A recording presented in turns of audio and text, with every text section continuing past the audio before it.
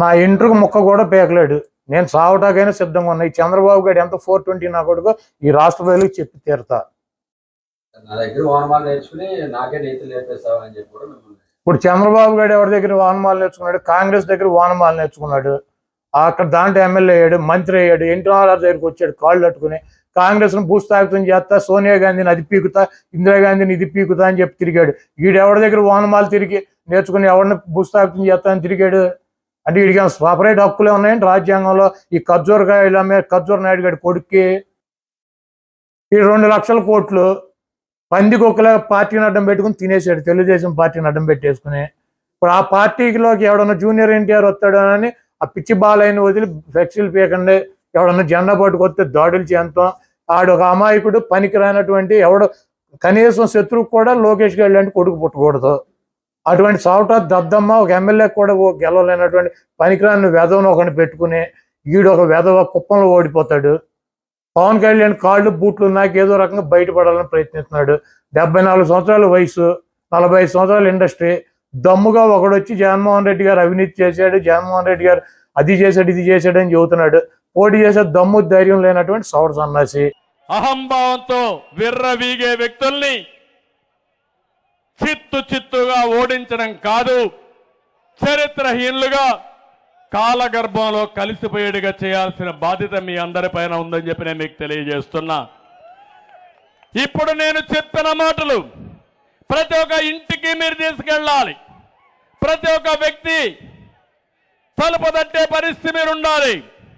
ఇది నా కోసరం కాదు, పవన్ కళ్యాణ్ కోసరం కాదు, తెలుగుదేశానికి కాదు, జనసేనకు కాదు, ప్రజాహితం కోసరం, మీ అందరి భవిష్యత్తు కోసరం, భావితరాల భవిష్యత్తు కోసరం అని చెప్పి నేను మీకు తెలియజేస్తున్నా. అందుకే పిలిపించారు, రా కదలి రాని. ఈ పిలుపు ఒక ప్రభంజనంగా మారాలని మరొక్కసారి కోరుకుంటున్నా. ఇక్కడ బూతుల మంత్రి ఉంటే బందర్లో నీతుల మంత్రి ఉన్నాడు. ఏమి కాంబినేషన్ అయ్యా, బ్రహ్మాండమైన కాంబినేషన్. పవన్ తిడితేనే ఆయనకు మంత్రి పదవి, పవన్ కళ్యాణ్ తిట్టడానికి ఒక మంత్రి, అది కూడా ఆ సొంత సామాజిక వర్గంలోనే ఉండాలా. ఇంకో పక్క ఆయన రోజు అన్నం తింటాడా భూములు తింటాడో నాకు తెలియదు. స్థలం కనిపిస్తే మింగేస్తాడు. అక్రమార్జనలతో జగన్ కంటే గొప్పవాడు కావాలని లక్ష్యం పెట్టుకున్నాడు. తమ్మన వారి సత్రానికి చెందిన 1000 గజాలు ఆక్రమించుకున్నాడు.